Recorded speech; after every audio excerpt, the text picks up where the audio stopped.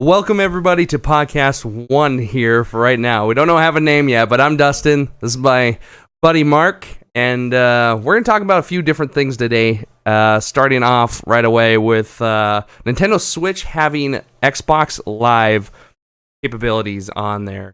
So for me, that seems a little crazy, but I think right off the bat, I bet it's only going to be like achievements and trophies and things like that. I don't think they'll be playing Xbox games on the Switch yet, but I think they might want to stream eventually on there. Like I said, I think Xbox is trying to do games as a service. So they want you to have Xbox Live on everything. PC, Xbox, your phone, your other consoles you have, different handhelds, tablets, things like that. And I think the reason they're doing that is because they're trying to work on a network of where you can stream your favorite games from anywhere from a server, play them on any platform.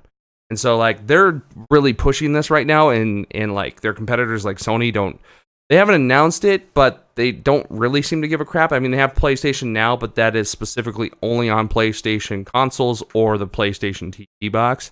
But Xbox wants you to be playing Xbox games on your phone and maybe eventually on our Switch. But I'm surprised Nintendo even allowed that. But Nintendo's really pushing third-party people, like developers and everything, like Ubisoft and then Bethesda and all these places. And I think maybe the caveat to getting Xbox games on cross-platform with like Nintendo is Xbox like, okay, we can do that if you allow us to put Xbox Live on there, like they got some kind of contract like that now, that the only way you can play Xbox games on your Switch is if you allow us to have Xbox Live.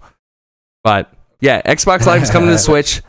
We don't have any more details other than it's going to contain achievements and trophies and things like that. And seeing what friends are online. And yes, boom, end of the segment. All right, cool. Next. All right, so I guess I'm doing something that's been kind of big within. A lot of people know Metro Exodus was a game coming February 15th, I think it was coming out. Right. So I guess the whole big thing is Deep Silver and THQ Nordic and all of that. Oh, we're going to take the game off Steam and make it a 1-year exclusive on Game Store. My question is, what are they doing with all those pre-orders? So from what they said, they're going to honor them. You're still going to be able to play it on Steam. But anybody who didn't pre-order it's not going to be able to get it on Steam. So you'll be able to play it still day one, or they have to wait a year now? You can still play it day one. Oh, okay. At least that's what they say. Okay. Yeah, so yeah, they have to wait a whole year before it comes out on Steam. Basically, after that, there's a lot of drama that went through. We had people threats to PC players, basically saying that Metro will never come back to PC if it gets boycotted the way it does. Oh, like that dev. Yeah, like, yeah. If you complain about it anymore, then we just won't ever release it again. Wow. Dang, savage. Last time that worked, it didn't work because then no one bought Battlefield 5.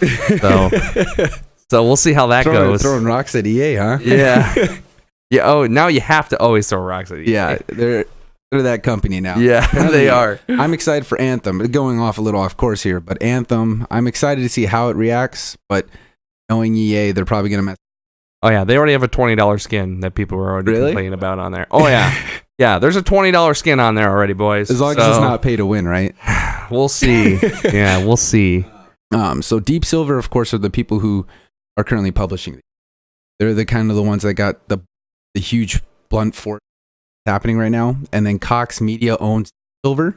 Gotcha. And then THQ Nordic, AB, which is the parent company. Gotcha. Boss, yep. They own them. So there was this huge thing that came out saying THQ Nordic was like, hey, decision to publish Metro as a timed Epic Store exclusive was actually their sister company that said it, not the parent company. People who make Darksiders. Yep. That series, I never really played it. So, right. But they were basically trying to get themselves away and say, hey. Yeah, so it doesn't affect Darksiders 3, which came out just this last fall. Yeah. But yeah, I could see that. Although, to be fair, they are shifting blame or whatever, but if not the sister company, but if the bigger company that's in charge of not THQ, but what was the one talking about? Cox Media. Cox Media. So, for example, even though it's their decision, that parent company still has full that they could easily take care of it. But they saw the potential money too from the different split of revenue, and they're like, yeah, you know what? I'm not going to say anything. Go for it. And so I think that really kind of messing. Yeah, I don't know. We'll see. If the game's good, you might not even remember it. But yeah, exactly. You know, that's the thing. If it takes off on Epic Game Store, honestly, good for them. I'm glad it did, but I just think it was dirty. Happened. Oh yeah. Yeah, last minute, like they had this stuff planned out right away. But I guess at the same time, they probably saw the Epic Game Store wasn't really that. I don't know, wasn't really that big, I suppose, when they were in development of the game. So it wasn't like they originally were just put it on the Epic Game Store. So it just, because of the rise of Epic Game Store, that's more or less the reason any of this is happening. And I feel like you could possibly see the rest of that happening. Depending on how well this game does in the Epic Game Store, you could see other developers probably do the same thing. I mean, you're already seeing Ubisoft, right? The Division 2 as well, only on Epic Store, not on Steam. But Epic Store and Uplay. Yep. So I don't know. I personally feel that I think the Epic Store is a little too young to be making exclusives for the game store. But it's all about money. Epic Game Store takes an 8% cut from it. Yeah, it is that. It's like, it's no different than like a new business. You know, if you work at a locksmith company and they're not treating you right, you leave and make your own store. You know, you're going to cut prices way cheaper than that place you used to work at to gain, followers, gain customers, and things like that. So I think that's what Epic Games Store is doing. They're giving out bigger cuts and taking less, but they're going to get all these really good games and developers and stuff like that because they're doing that. So eventually that's going to mellow out, and Steam. And I mean, Epic Games cannot keep this revenue cut, I don't think. They're eventually going to raise it. Whether it's the same as Steam or a little bit under it, but the only reason they're doing this time around is just to get games on there, just to shake up the PC. Yeah, basically. The PC gaming realm. Around. So, I think I remember reading something online. Of course, this is on the internet, so you don't know how true it is. Right. But I thought I remember seeing something like one of the CEOs said that they can't keep doing this 8%. It takes a lot more money to servers, all that stuff. And not only that, but they don't have localization for money. Okay. So if you're in Georgia and the game's $60 here in the United States, it's $60 US down in Georgia as well, right? Okay. And I mean the country Georgia. Yeah. I was like, wait a minute. So of course it'd be $60 in Georgia. All right. But apparently that's a big thing. I read a lot of things on that. But I don't know. I do wish Deep Silver and Cox Media and THQ the best of luck, because it looks amazing. Ever since I saw at Best Buy, they displayed that on Samsung TV. I don't know if right. I really do hope that it takes off. I don't know. I just think that a lot of drama around it, and it kind of ruined everything, kind of the build up for the game. I remember, like you said earlier, the guy that was threatening to take it off, or saying that it won't come back to be PC if we boycott it. That was kind of maybe a little too much. He probably should have talked to the developers first before posting something like that. Right, exactly. He did it out on a whim. Yeah, probably because he's super pissed that people are hating on the game already, and they haven't played the game. They're hating on the companies. So I mean, it'd be like if you worked really hard on this school video for graduation or whatever, and then everyone shit on it, you would be a little butthurt too and want to snap back. So I can't blame the developer, but just to know he just kind of screwed himself a little bit. So I can only imagine if he even works there still. Yeah, I was going to say, even if he still works there. Let's be honest, they can't hide that stuff once it's on the internet. So and how Deep Silver put it. Deep Silver said that exactly kind of how you said it was, hey, we apologize. This is not how we feel. The PC community is always going to be our hearts. Like, they want to sell on PC consoles. So that's what Deep says. Yep. But they do also see the fact that all these developers have been working very hard on making the game because it's getting shit on right now because somebody higher up did. Right. So now he's seeing his stuff where it's like a couple months ago, it was like, hey, this is going to be a great game. It's going to be one of the best games on the market, blah, blah, blah, right? And then because they were like, oh, we're going to move to the Epic Game Store, now they're like, oh, this game's going to be complete trash. Screw this game. Boycott it. Yeah. You've worked so hard to build it, which I understand.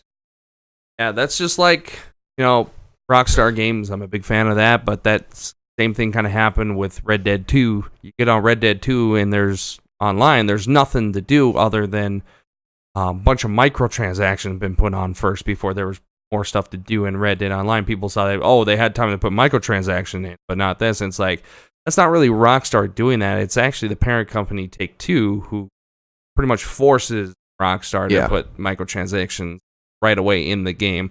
And so in that, it's kind of the same thing. It's always like a parent company. The developer never chooses to be like, we're going to place microtransactions here. Unless it's EA. Unless it's EA. It's EA. But even though, I still think, though, DICE, the people who develop Battlefield, don't intentionally, now they probably do. I don't know, But, since Battlefield, up until Battlefield 1, I don't think they ever intentionally, it's always been EA last second to force them to put in microtransactions for something. Don't get me wrong, Battlefield 3 was pretty good. Yeah. Battlefield 4 was alright as well. Yeah, I like 4.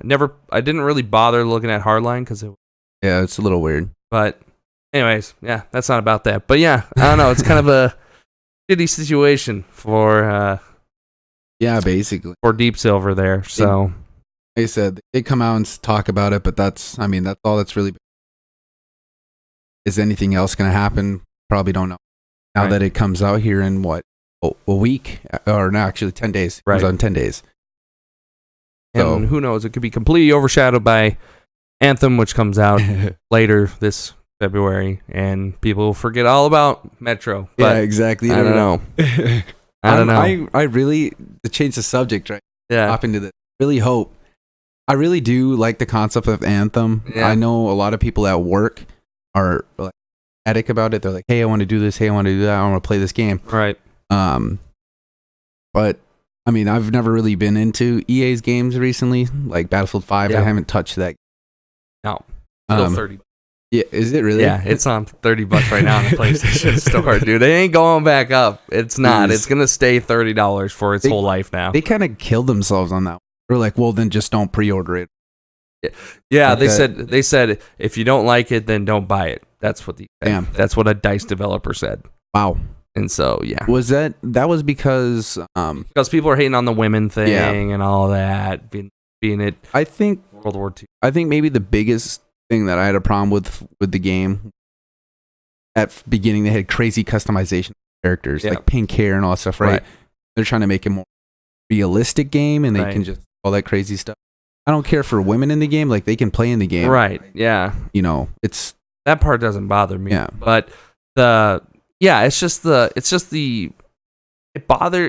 bothers me is it says Battlefield 5. Why World War II? Battlefield 1 made sense because Battlefield 5. I was expecting another modern day shooter, or maybe even a little farther than that, a little more futuristic. Going back to the futuristic battle. Why did they decide to do two World War, World War I and World War II games back to back? Like, people got their fix. Now you can wait a few years to do another one, and they did another one, and they're shooting themselves in the foot because if they do modern day, they could put as many women as they want in there because nobody would care because that's the way it is. Yep. So, but literally, if the setting was later date and they kept everything else the same, that game they would not have the backlash. Yeah, I agree, but at the same time, I have to say when Battlefield 1 came out, don't get me wrong, I was hyped about it. I was like, oh, World War I game, this is gonna be good. Yep. Which it wasn't bad. I'd play all the time. No, I put maybe like 30 hours into it. Right. Called good. But I was kind of dying for a while. I remember the old Battlefields, World War II, and I was super hyped about it. Now this one is not quite exactly where it's at. They should have just remastered or just re-released Battlefield 1943.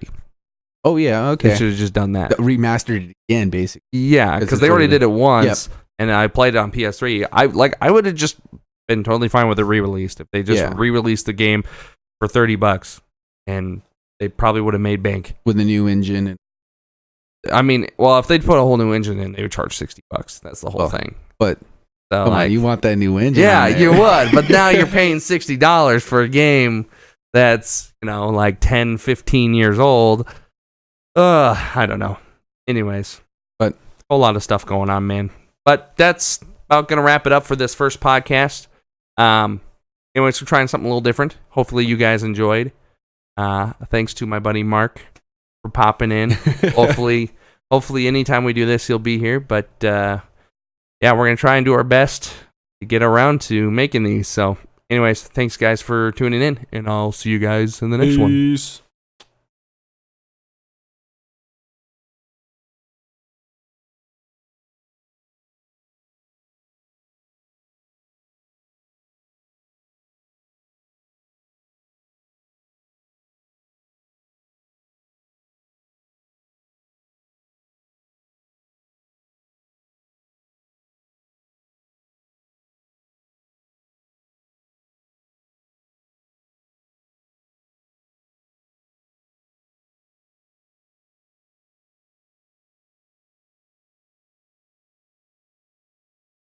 How's it going, guys? Welcome. My name is Dustin. Mark. That is Mark right there.